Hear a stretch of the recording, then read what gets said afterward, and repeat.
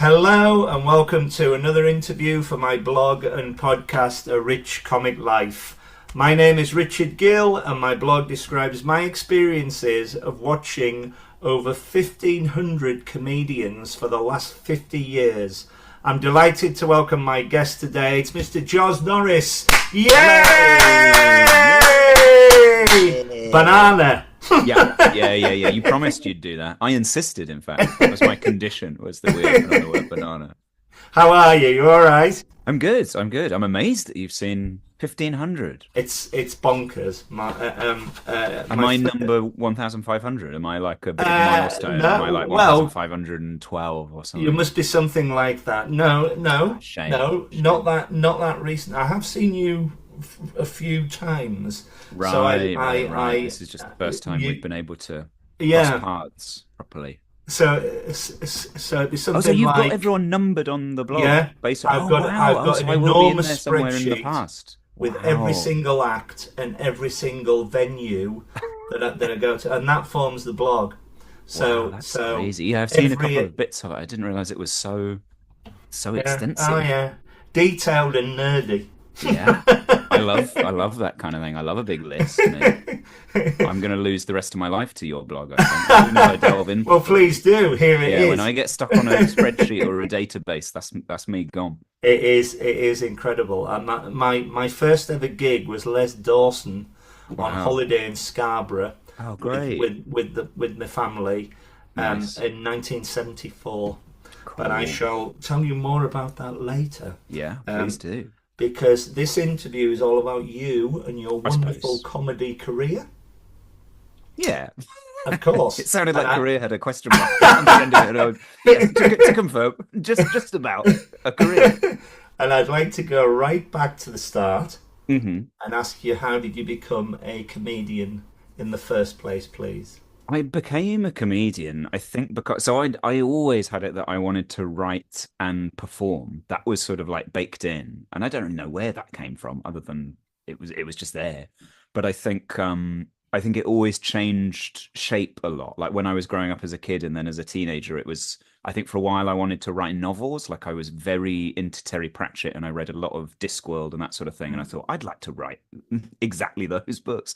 So I tried to write the same sort of like fantasy novels. And then I got very into theatre and joined a youth theatre in my teens and then thought I'd be a playwright. And I tried to write like Harold Pinter plays or something like that because I had a sort of a serious phase. And then I sort of got into TV comedy before stand-up when I was about 14, 15. I think things like The Mighty Boosh came out, Alan Partridge, Peep Show, Garth Marenghi. And I think that set light to something. And I was like, I'd love to make this. I want to do what these guys are doing. And I think that was the first time I found something that was... It was still kind of me seeing something and going, I want to do that, rather than being genuinely like coming from me. But I think it felt more truthful and more like, actually this is right. And I think before I was pretending to be a serious playwright or whatever. So when I got to uni, I wrote a very stupid sitcom script for the student radio station, and it was about two rival laundrettes on opposite side of the street and them competing for business and things. It was sort of stupid. I doubt I'd read it now and go, wow, this was a masterpiece. It's a nice idea though. It was fun. There was something in it. It's the kind of thing that now the BBC keeps saying, like, we want broad, kind of mainstream workplace sitcoms again. And it might be that actually the thing I wrote 15 years ago or whatever is now what they want. I don't know. Yeah. But one of the actors in it ran the student comedy club there and said, your scripts are funny. Why don't you try it?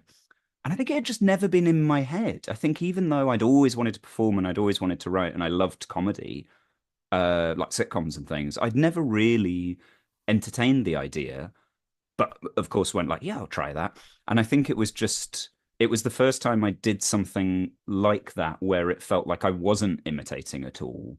And I wasn't just doing it because I liked Terry Pratchett or because I liked Harold Pinter or whatever. I was just doing it because it was something I could try out. And I don't think that means that I wasn't influenced by people when I started out, but I do think something clicked. And I sort of thought, actually, this feels like me. And not like I'm just trying to be somebody else, if you know what I mean. So I think after that, I was just like, great, I'll do this. And that was that. That was that. What sort of year are we talking? That was the very first gig was I think 2009 maybe. So I lie a lot on most interviews and things. I say that I started comedy in 2011 I think because that was when I moved to London to do it properly. I said properly kind of inverted commas just because like I tried to stay in Norwich for a while and do comedy there. Like I did a bunch of gigs at uni, loved it and thought I want to try and do this and stayed on for a little bit and just found that I couldn't get enough stage time. You know, Yeah, I think Norwich has much more of a scene now, and I think it was growing at the time. But I think really at the time, like if you wanted regular gigs and you wanted to try and get on the radar of the comedy scene, it felt like you had to go somewhere like London. I don't think it had to be London. Like I think other big cities have amazing scenes that I could have chosen that, but there wasn't much in Norwich at the time. So I moved to London in 2011, and then in my head, that's when I tell myself I actually started. yeah, But technically, I had these unfair 3 years of like experimenting and training a bit before I properly kind of tried to launch myself, if that makes yeah. sense. So, did you start off by doing like 5 minutes in pubs and things like this? Is that how you got in to the Sort of, comedy well, circuit, or weirdly, that's what happened in 2011 was when I moved to London. Then I had to do that, and yeah, I think I feel very very lucky that I had those 2 or 3 years or whatever it was where comedians like me. So it was John Kearns, John Britton, Tom Moran, yeah, an amazing comedian called Scott Brown. yeah, Who I think don't think does stand up anymore, but works in theatre. Like a load of really brilliant people were putting on these gigs, and we basically got to be the kings of the little student comedy scene for a while. So it meant that we could kind of give ourselves like, oh yeah, I'll do 20 minutes, you do 25, you do 30.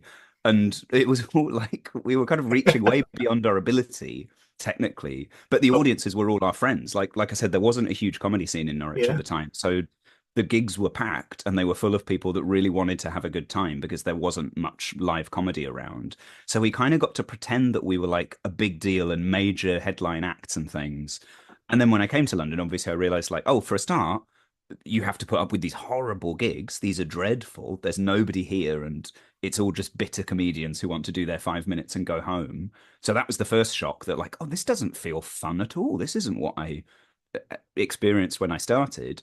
But also the realization that like, oh, we're not as good as we thought we were either. Like we really kind of inflated our egos a bit with that thing of like, we're the best in town.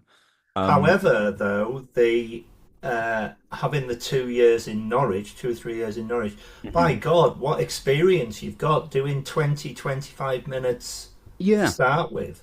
I In, think it yeah, it built up my confidence loads in terms of just believing that it was something I could do. Because I think for a lot of people, if you start and the first thing you find is these horrible 5 minute basement pub gigs, it's probably very easy to just go, I don't like this. This isn't fun. And I think because I'd had this thing of like, no, I know what it feels like to do a 20-minute set and do it to a packed house and everybody loves it. So I think I knew that I could fight through it and there was something on the other side. It didn't feel like pointless to me, those like open mic gigs, because yeah, I knew that they weren't real. I was like, I know this isn't what comedy is because I've done those gigs and they were really fun. And I'm not saying that my 20-minute set in 2010 as a student is necessarily something I'd look at now and go, wow, I was incredible. But I do think, yeah, I'd already been able to build some muscles of like doing a longer set and holding their attention for that long and the kind of things you can talk about and how you play that energy and stuff. I kind of knew that earlier than I normally would if I'd just started in a place like London from scratch. do you talk about any specific things in your routines? Do you have any specific themes? I I don't know if I do really. I think a lot of my stuff tends to be quite character based. And when I started, that was like pure character. It was like my name is Mr. Gumbo was one of them. He was quite bad. He was like a superhero character. And so I used to do that kind of thing where it was like there's a silly name and he has this specific job and I put him in this scenario and then I'd play with that thing. And then I stopped doing that because it was embarrassing. And now I do stuff that's more sort of like I go on stage under my own name, but I've sort of made myself into a character and I'm sort of doing a different thing in each show. So my last show, I was an insane magician. And in this show I'm working on at the moment, I'm a kind of deluded artist. So it's sort of character comedy more than it is stand up, really. Um, which means that the themes aren't necessarily that like it's more about having an idea for something that could happen, or like what kind of situation do I want to put this character in. Like I knew that the magician character was very deluded and idiotic, so everything had to go wrong. He had to like try and do these magic tricks and then they had to fail in this catastrophic way. um and this artist character is more about like he's lost everything to this art project, so we need to see him trying to reclaim his life, so he's trying to reconnect with people. So I'll call up this person and try and have a conversation there. So I think it's yeah, it's less that there's a specific subject I like to write about and more like I have the character first and then I work out where to push that character. Does that make sense? One of the most endearing things about your act for Oh me yeah. Ooh. is that you never know what you're going to get with you when Right. and that is wonderful. I love Oh, off-field thank you. comedians. You mentioned John Kearns. He was the Yeah, one that straight away came to mind with you he's because you never know fantastic. what you're going to get with him, Yeah, and I yeah, yeah. love that. And I go along and I sit down when your name's on a bill, and I just think he's going to entertain me, Oh, but how thank is he you. going to do it I against don't know me? how. Yeah. And that's the magical thing. I Oh, mean, thank most you. recently, I saw you do a sketch involving a telephone. You were on the phone, Yes, that was this and was that thing I was, yeah. building that character was incredible. Watching Oh, it, thank you. it was Yeah. inspired. I think, like I say, I think it's because the first thing I fell in love with was TV sitcoms. So it Yeah, was, I watched stand up as a kid and I was always really impressed by it, but never from a technical point of view of like, wow, how do I become such a great comedian? I just liked watching them. Whereas sitcom was the first thing I watched where I was like, how does this work? And how could I create something like that? So I think all my live shows have always been about making characters do things, and often that's ended up involving like dialogue with other people. So yeah, the thing I'm working on at the moment, there's a lot of phone calls in it, and the idea of trying to build relationships with characters that we can't even see. I always love yeah. shows that are sort of slightly theatrical in that way. It's very good. Please Oh, keep thank doing what you. you do Will because do. I'll keep it on is as long as I can. inspired. Thank you. It is. Um, I can't ever imagine you having a bad gig because you're very confident on Right. stage. I can. I can Can you imagine it. describe, please, your best and worst ever gig, My best and worst gig. if you've had one? Oh yeah. Oh, I've had worst. I actually I actually find best harder to pinpoint. I think I try to just like not hold on to specific gigs that much. Like I know how a really great gig feels, and I can think of some things where I'm like, oh yeah, that was really fun. But I don't think I think if I ever try to make something like, oh, that was my best gig, then it becomes like a standard I have to meet. And I think because the joy of live is that you're always just in that room with those people, Yeah, making it's the them moment. laugh. Yeah, I kind of like nothing springs to mind as the like that was it. That was the moment where I did my best thing. Like I I kind of keep hoping that that just continually reinvents itself of like you do the best gig you can each night. So I don't really have a best gig in my head. But I realize that sounds like me saying that they're all rubbish. It's because No, they're lots of not. them They're have been not. very, very lovely, but I can't think of one. I can think of the worst. I know what the worst is, and it was in Edinburgh in 2022, which Wow. is more recent than I would like. You'd ideally want your worst gig story to be like way back in the past, but it's quite nice for your ego to realize that like sometimes even when you're very proud of what you're doing and you believe that you've like kind of mastered your craft or whatever, it's still possible for things to just go so badly wrong. And it was a show where I had this very like complicated theatrical show in 2022, and there was a big character in the middle of it, and it was one of those shows that when it starts, it can't really stop. Like the Right. character is so high status and intense that I just have to commit to it and do it all the way through. Which, when it worked, meant that it was this lovely, big, stupid, dumb, over the top nonsense show. And when it didn't work, it was just that thing where I was like, I don't think there's anything I can do about this because it's sort of like a roller coaster. And you either have to hope that they cling on and they go, oh, actually, no, this is it. And on this one show in Edinburgh, that didn't happen. They hated the character from the beginning and they No. continued to hate it all the way through. They didn't really laugh once. And about 20 minutes in, a drunk woman at the back just shouted, "Shut up," when I was in the middle of a monologue, which is an No. incredible heckle because there's not really anything you can say to it. Oh my Um, gosh. and then all the tech broke, all the lights turned off, and it was a very tech heavy show. So I had to stop and wait while 10 technicians came into the venue to work out what had gone wrong. And Oh, then finally, towards the end, in that show, there was a giant kind of zombie rabbit monster that turned up towards the end like to kind there of is. terrorize me. Because yeah, it's funny, isn't it? Yeah. And one of the only people in the audience who'd been enjoying it, and she was like my lifeline all the way through. I was like, "This is horrible," but there's this one woman at the front who seems to be having a great time. So thank goodness she's here.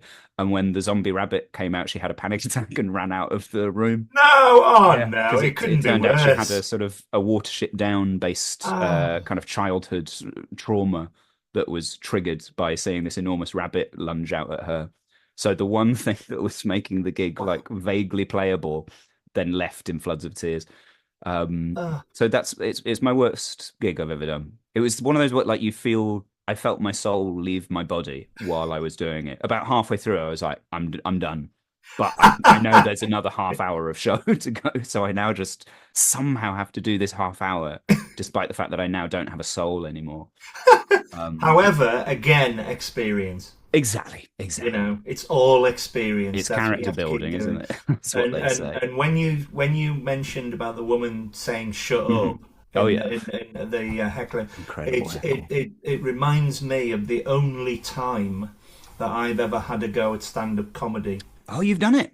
Wow. Once, How was it? years and years ago, Yeah. when I first went to the Fringe, first time I Hmm. went to the Fringe, I knew the promoter of the Free Fringe, and he said to me, Is it up the I hill? said to him, I think I'm funny. I think I'm funny in pubs. I can make people laugh. I'd Yeah. like to have a go at doing stand up, please. Not a clue, right? And he goes, yeah, yeah. He said, no problem. He said, we've got a gong show in the Lovely. Haymarket for old people on a Monday afternoon. It couldn't be worse in the rain, Right. you know. So I Oh, so it's walked out right. and I had this script about me crashing cars in my home city of Carlisle because I'd just passed my test. Great. And I walked out and I said, good afternoon, ladies and gentlemen. People think I look like Eddie the Eagle Edwards, the ski jumper, but I can't Oh see the yeah. resemblance myself. And I'm his double, right? Right. Right. There's Right. three drunks in the crowd. That was it. There's three people in the crowd. One of them at the back just yelled, "Fuck off!" and I got gonged off. And that was Wow. it. And That's and the only the time you've ever been promoter on said, stage. Would you like another go?" And I went, "No, I think my calling's in the Right. watching you all, I want to but be the never guy who say shouts never "fuck again." off." I want to shout "fuck off" at people. Wow. Now, with it being the anniversary of the blog and me 3 years off Hmm. 60, might well be an anniversary show. Ooh. Maybe it's Yeah. all a bit And you can woolly, finally perform for the but second I time. would host that. I would like to Great. compare that and see what we do or where we go. But that's a pipe dream at the Are minute. you But going to do that's, your iconic Eddie the Eagle routine again? well, maybe, who You knows? Well, must. the I think one the fans line will and see if I can demand it. get laughs. Do your Eddie the Eagle bit. But I was terrified, obviously, and Yeah. it leads on to the next question because Oh yes. you're very, very confident, or you give the impression that you're very confident Right. on stage. Oh, that's Do nice you to ever hear. cope with any nerves? If do you ever get any nerves, and if so, how do you cope with them before you go on stage? I do get nerves. I get nerves more when I'm doing my shows, like when I'm doing a full show in Edinburgh or in London or wherever it is that you're doing it. Um, I get more nervous there, I think. I think at gigs, most of the time, I sort of think of gigs as like a means to an end. I think Yeah, you often like comedians tend to like split between they're either gig people or show people. And some people love the thing of like Saturday night club crowds and being part of that and all the things that you can do with that. And then other people are more like, no, I like the show because then I can kind of curate a whole experience or whatever. And I'm just more in that world. So I think whenever I'm gigging, I'm sort of like, if it goes well, I'm really pleased. But I think of that more as like, oh, I learned some stuff there that I can put into the show. So the gigs are always like training for that, if that makes sense. So I get more nervous, I think, with shows. But what I tend to do there with it is because when you're running your own show, you can choose the walk-in music. So I Yeah, always just fill the walk-in music with the shows that make me feel like happiest and best, and then I tend to like dance around backstage to it. And I don't really like dancing in front of people. So I have this thing of like, if I dance around on my own in the dressing room, that kind of puts me in the headspace of like, this is fun. This is my place. I've invited these people in. I've got my favorite music on. Just treat it like you're going to have a great time. And that tends to be, I try and kind of turn that nervous energy into like that sense of, yeah, I guess like you say, the confidence thing of like, you never want the audience to be worried about you, I think. So when you seem like you're having just the best time, then hopefully that makes them feel like, oh, great, we can relax and enjoy this guy. yeah. You have Or to. they're like, who the fuck's this? Who do we think he is? You can't you can't guarantee a good time just by being confident about it. You have to, I would presume, you need a minute or less to engage with the audience. Yeah.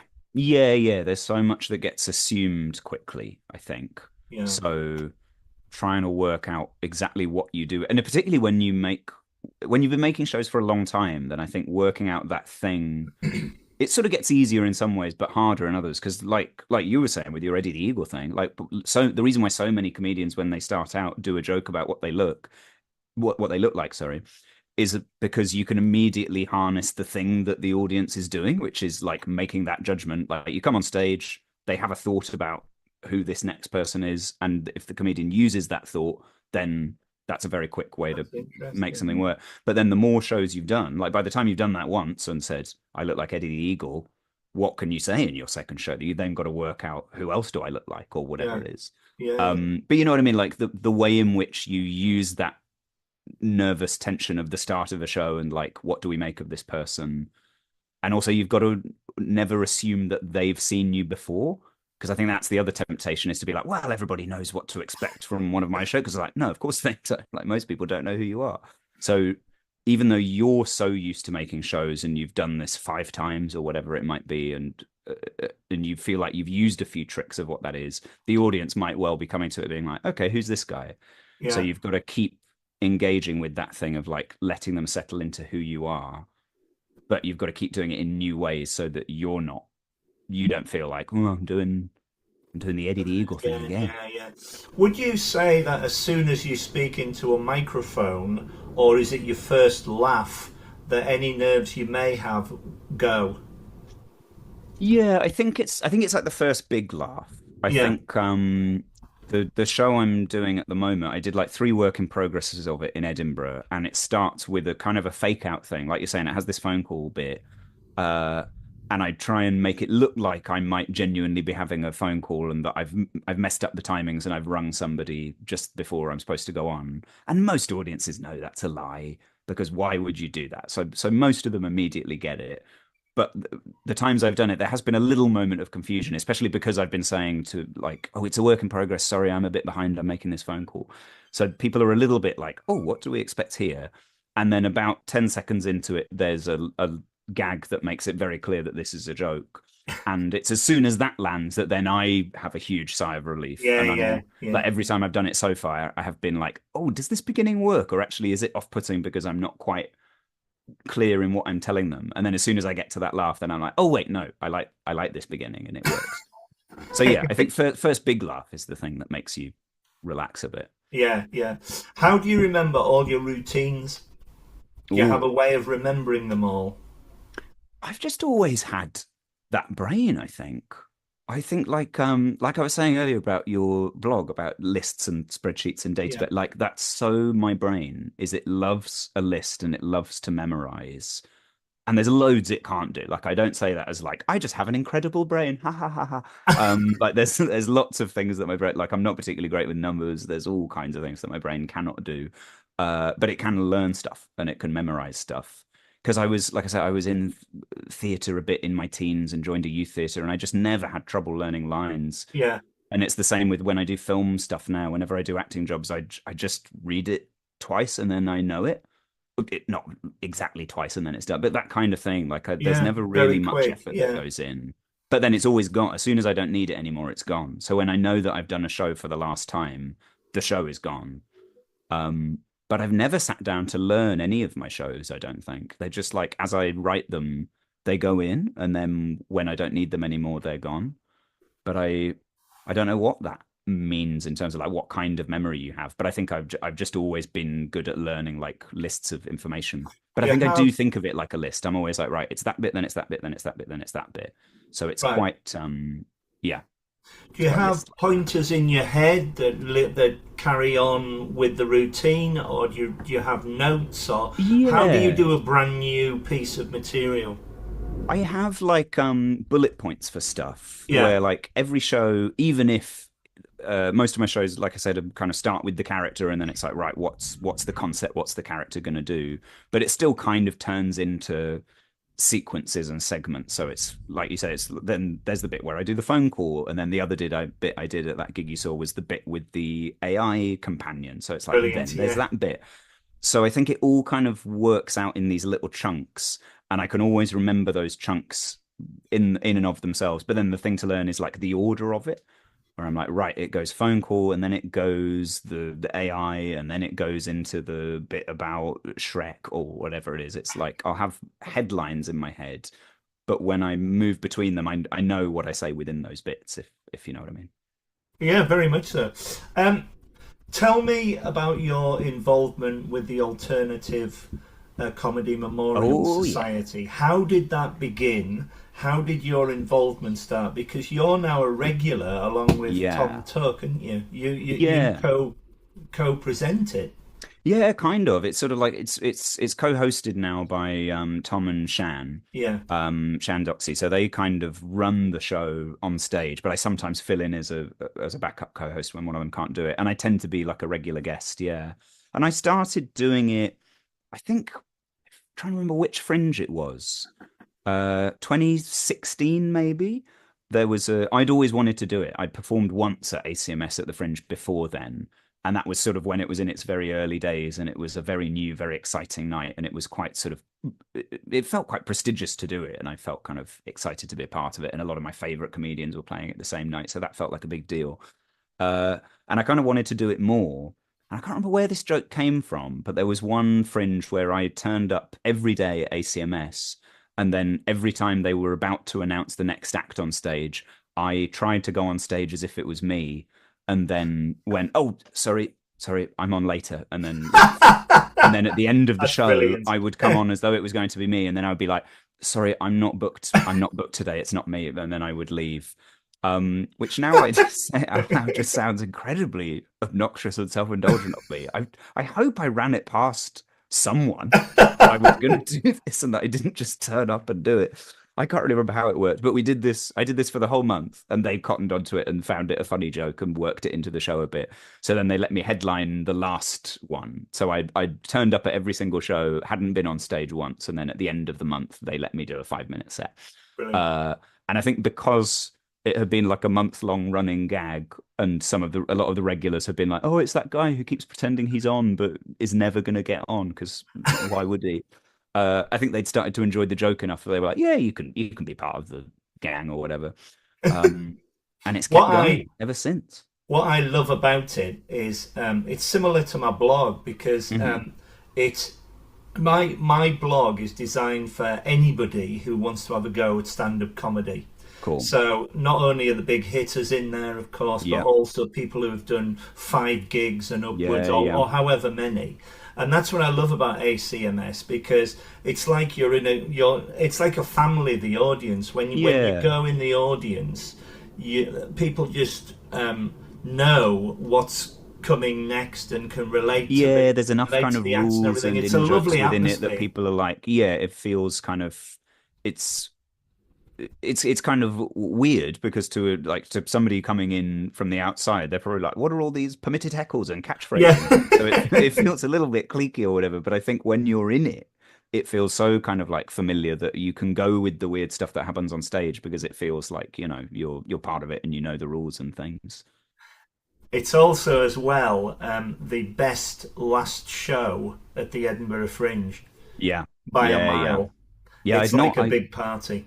Yeah. I wasn't because it always does the midnight till 3 a.m. slot or whatever at Monkey Barrel. And I Yeah. hadn't been to Edinburgh for a while. I missed last year. So I hadn't been able to do one of the Edinburgh ACMSs and then did one when I was up for a short time this year and had such a lovely time. I'd forgotten what a kind of charged atmosphere there is to that late night thing of everyone being Yeah. like, right, we've seen all the other shows we're going to see. Let's go and watch this nonsense for 3 hours and We then had Frizz stagger Frizzle to bed. on here, as Oh, well yeah. as Tom Tuck's done this as well.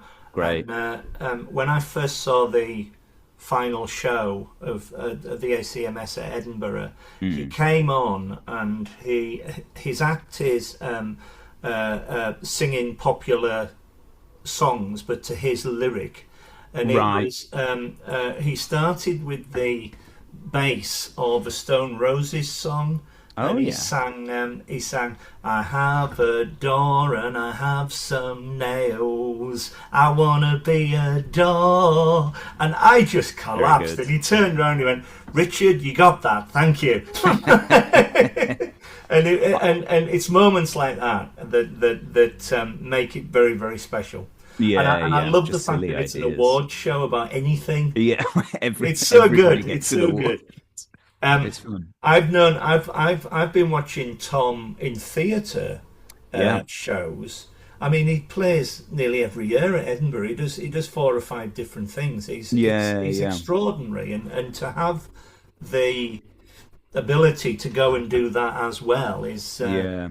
Yeah, he's an commending, wasn't amazing actor. it? I Yeah, did a little sort of theatre R&D thing with him last year, was it? A couple of years ago, where we worked on this big magic show together, just to help them like develop it and yeah, devise it. And he's such a like I've seen him in stuff before, but to actually like work opposite him in a stage thing, like he's an incredible comic actor, I think. yeah, Just like yeah, his yeah. Very much physicality so. and his energy with stuff, he's great. Yeah. Let's move on to Edinburgh proper. Hmm. I'm very lucky to be able to go to the Fringe every year. It's my holiday. Oh, nice. And I go for a week and I see Great. about 50 shows. And by the time I Wow. come back, I need another holiday. Yeah. Um, I've expanded more, so I do more festivals and fringes. I go to Brighton, I go to Yeah, nice. Leicester? Hastings, Hastings, go to great. Hull, go to Leicester. Yeah. You can do it all year if you want to. Yeah, Tell me yeah, about there's your amazing first dates. experience of the Edinburgh Festival and indeed any other fringes. Did you go up as a punter? Have you been in mixed bills? And tell me about your solo shows. I never did a mixed bill. Well, the comedians that I started out with in Norwich, they took up a mixed bill show Right. in must have been 2009, I think. And they did it in a Weatherspoons in Edinburgh on the Free Fringe, where each of them did 10 minutes. And I popped up to visit them and did like a couple of guest spots where I turned up and did 5 minutes at the end or in the middle of their show. So that I guess was my year of seeing the Fringe for the first time, and I saw nothing basically. I went to see their show, and then I hung out with them, and then I went to see a play about a bogeyman, which was pretty good. They had like a big bogeyman glove that Classy. came around a door at one point. That was pretty spooky. And other than that, I didn't really engage with the Fringe at all. I didn't go and see any of the big comedy shows that year, but I think I was there for such a short time and was a bit baffled by everything. So I just went to a couple of like those kind of open mic mix bill things, just to see that. So it didn't make much of an impression of me. I think I didn't really engage with it. But I came back in 2012 with a show that was a kind of a work in progressy thing. I did it for 1 week and it was like 40 minutes long, so it wasn't my debut. But because nobody knew who I was, it was on at midnight in a bar in the wrong bit of town. So it was like the worst slot I could have had. But I think I just knew like, the only way I can make this into something is by working incredibly hard. So I flyed all day every day and got it full every day. And then a reviewer came. It got like a 4-star review in the Skinny, which for Yeah, like an unknown show coming up and doing a midnight slot in the wrong bit of town is that's like it's brilliant. rare that they get much stuff. So I think I again that year I didn't really see anything because I was so busy like wandering around flying all the time. But I did get back that feeling that I'd kind of had in Norwich when I started out of like, oh, this is what it's like to put on a show where you get to do your thing and you play to a full audience and they love it. That's how that feels. Because this was after I'd moved to London and spent a year doing these horrible open mic nights. So I think it was a way of kind of reclaiming that of like, no, you can just do the thing that you want. So that was an amazing year. And again, I still didn't really get involved with the Fringe. I didn't really see stuff or see other people. So it was the year after that that I first started to realize like how it works and where the venues are and what other people make as Edinburgh show because I hadn't even seen an Edinburgh show. I made a full like 45-minute character show, having never seen anything like that. I was just making up like I'd like this to exist. Is that okay? So yeah, I had an amazing time that first year, but I did it very much not the way that you're supposed to do it. Like I didn't do any of the stuff of doing a mixed bill and then doing a split half hour and Yeah. then, actually taking the time to learn how it works. And like I did it in this very sort of rushed way, which probably isn't the most sensible thing to do, but I think I needed it because I just needed to show myself like you can do something, like you can just make it. There is something very special. I mean, the atmosphere is amazing when you step off the train and then Yeah, so when you get back on it. But everybody goes, and it is just it's an extraordinary atmosphere, and yeah, it's a creative force. The ideas that brim from just being there is yeah, amazing. yeah. And long may it continue. Have you done any other fringes?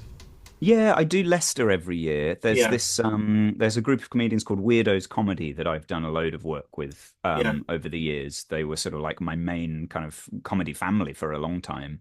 And over the years they've built up a thing called the Weirdos Weekend in Leicester, which I think it's the last weekend of the Leicester Comedy Festival. right. And it's Colin at Triple CP is the producer and the booker, so he runs it on a local level and he just gets a bunch of these comedians from the Weirdos Comedy family group sort of thing and books them on that last weekend. And because it's been going for years, it just always sells out. Like every show, the Leicester audience, I think, knows about it and comes along and knows that it's going to be a weekend of weird, silly, strange shows.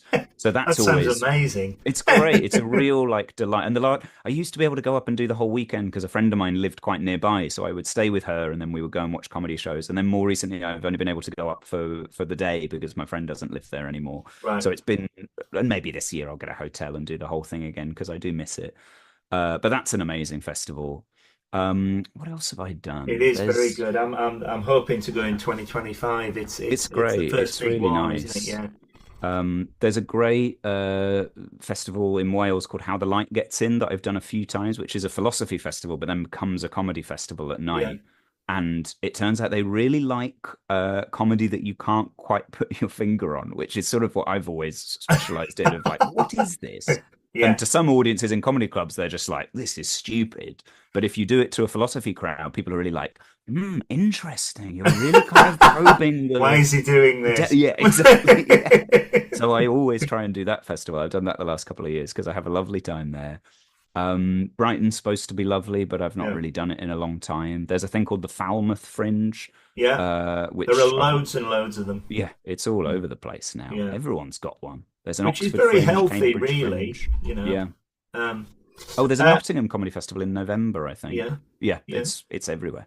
Yeah. It is. It really is.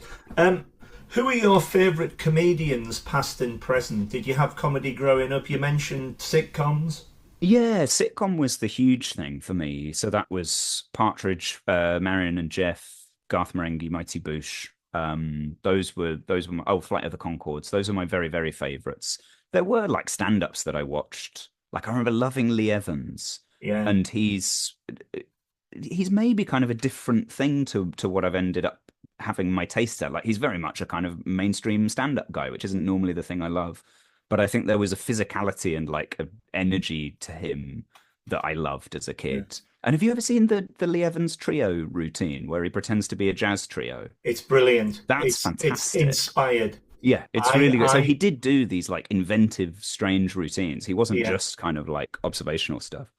I Um, saw Lee Evans. Lee Evans used to play Carlisle oh on yeah, find a mini theatre for his bigger tours, and right. I always used to go and watch him do like a warm up. And at the end of it, I would shake his hand, and the sweat because of Yeah, I all the bet. visual. I loved that there was a visual um, a routine at the end of every gag. Yeah. That was his genius. Yeah, Um, even if the writing was the kind of thing that you could see in like any sort of like great proper club, like yeah, there was something about the way he he performed that was waded it. like, this Yeah, is a yeah, weird guy, actually. This isn't just a guy doing gags. This is yeah, yeah, a yeah. full body thing. So I loved him growing up. Um, like we said, like John Kearns has always been a huge favorite of mine. He was one of the ones I sort of started out with in Norwich, and I think has always just he's another one where like his early shows I think were insane, like absolutely just baffling, bizarre stuff. And these days, his shows I think are just like masterful stand-up shows. Like they're not necessarily the craziest, weirdest stuff anymore, but I think he's found a way of like mastering stand-up in a way that still feels so like artful and so like it belongs to him. Like it's such a kind of Unique.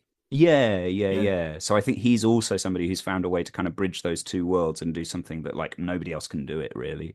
Um, and who else do I love? Who do I see? Oh, I loved this year in Edinburgh. I always go and see Matt Ewins in Edinburgh. I think he's so just like effortlessly always Good makes me call. laugh.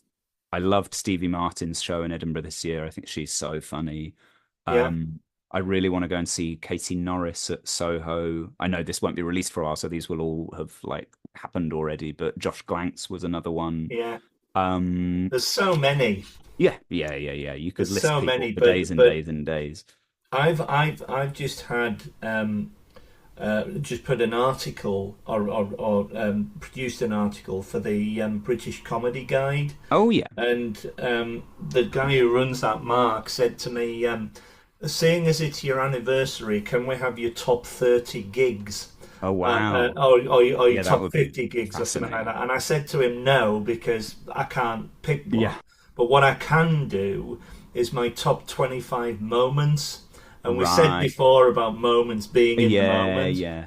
And I literally lifted all these off the blog, Great. and the mixture of them. It's big names, but it's also up and coming, brand new comedians, and I was Yeah. really pleased with it all.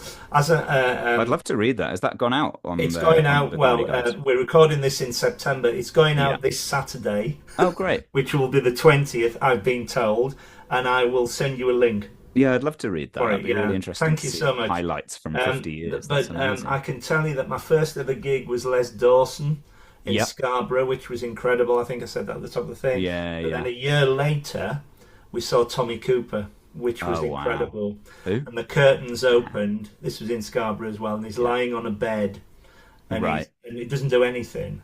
And 1 minute in, well, there's one woman laughing in the audience, and it Right. trickles round, and they're all laughing at him, and he hasn't done a thing. He's lying there, and after about 5 minutes of literally, it was Yeah. forever. He popped his head up and he went, "What? What? Somebody come on!" And Great. that's a moment. Yeah. He was extraordinary, and I love the fact that that there are special comedians who don't have to do anything, and you laugh at them. Yeah. Morecambe and Wise are the reason why I do the blog. I can remember, aged about 5, watching everybody in the family on Christmas Day, young and old, crying at these two geniuses. Yeah. But I never got a chance to see them, Oh, which shame. was a shame. But I did see Ken Dodd, I saw Tommy Cooper, I saw the Oh two wow. Ronnies in the 70s, and then I came down to London in the 80s, and my first comedy store bill would be Linda Smith, God bless her. She was Oh a yeah. talent, yeah. And Richard Morton and Phil Dupuis were on the bill, and then Wow. it just got into comedy twice a week at least.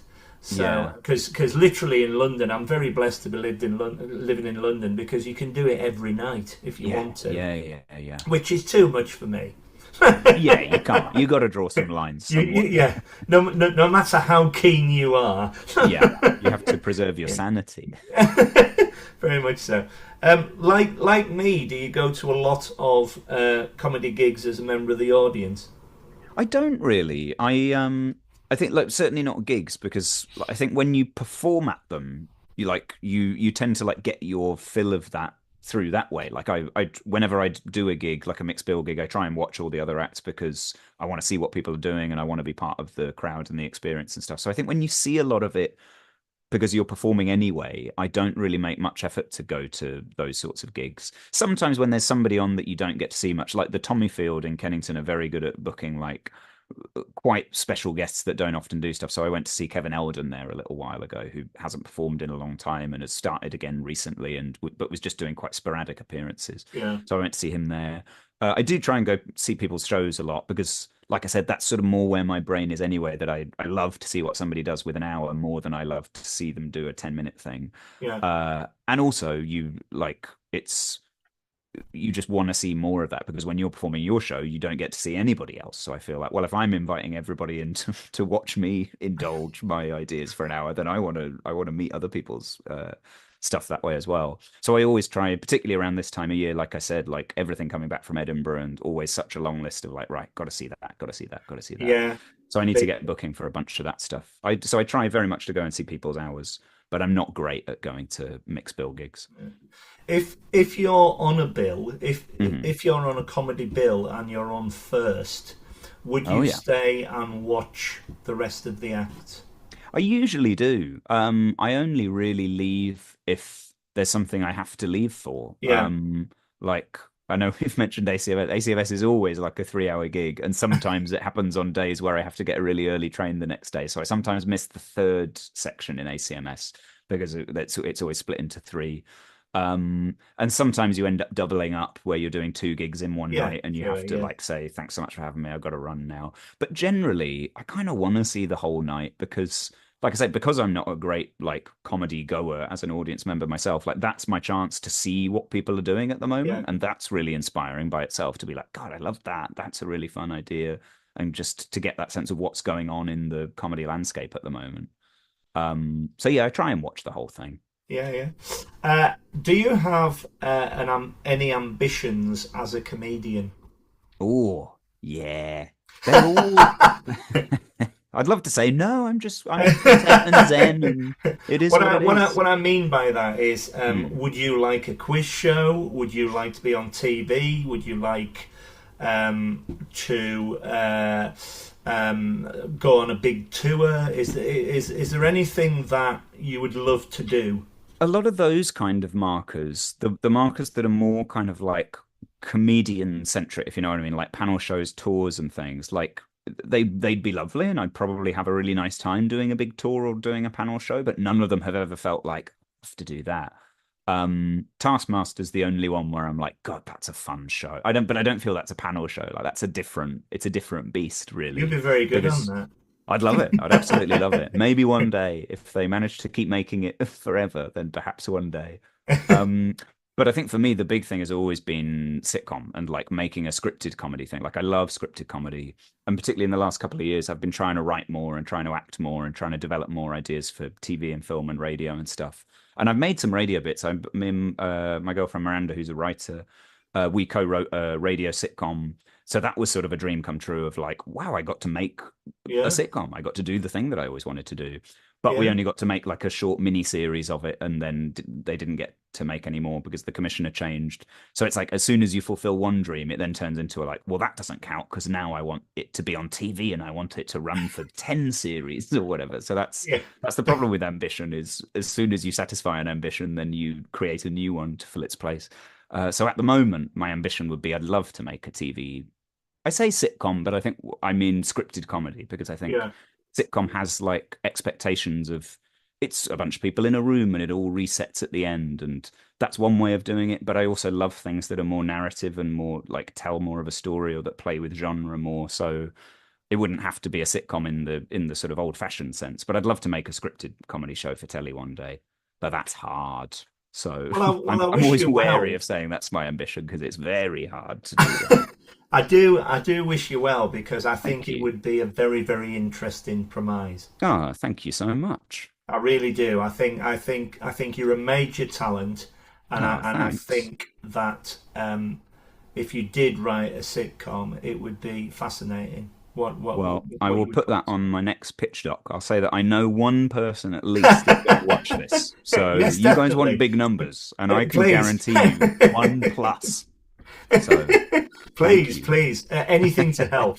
Yeah, no, Listen, my friend, I've much enjoyed talking to you. it's It been really lovely. has Thank been good. you. I could listen to you all night. I really could. Likewise, I'd love to hear more stories about 50 years of watching comedy. It's Well, it's an incredible I achievement. can give you this little gem. Yeah, My please. One favorite more. opening line ever Hmm.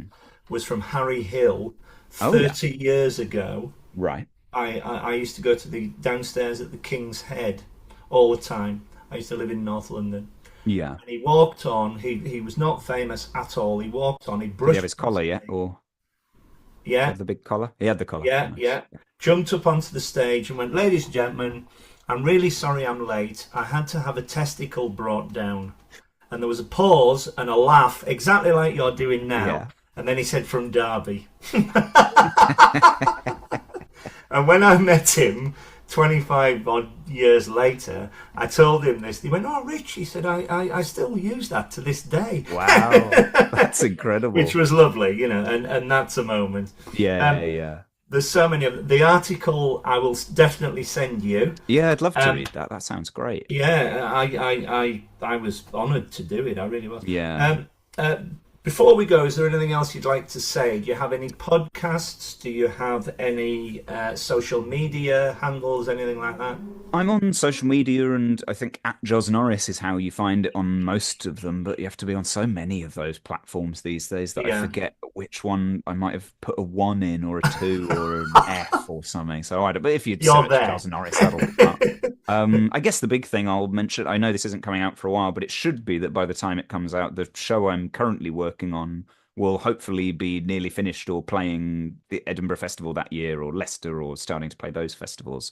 So I guess if you do look me up on that, then I'd love to see you at that show. And if it Brilliant. doesn't happen, if you look it up now and you find I'm not doing any live performances this year at all, then something's gone horribly wrong, and I'm sad.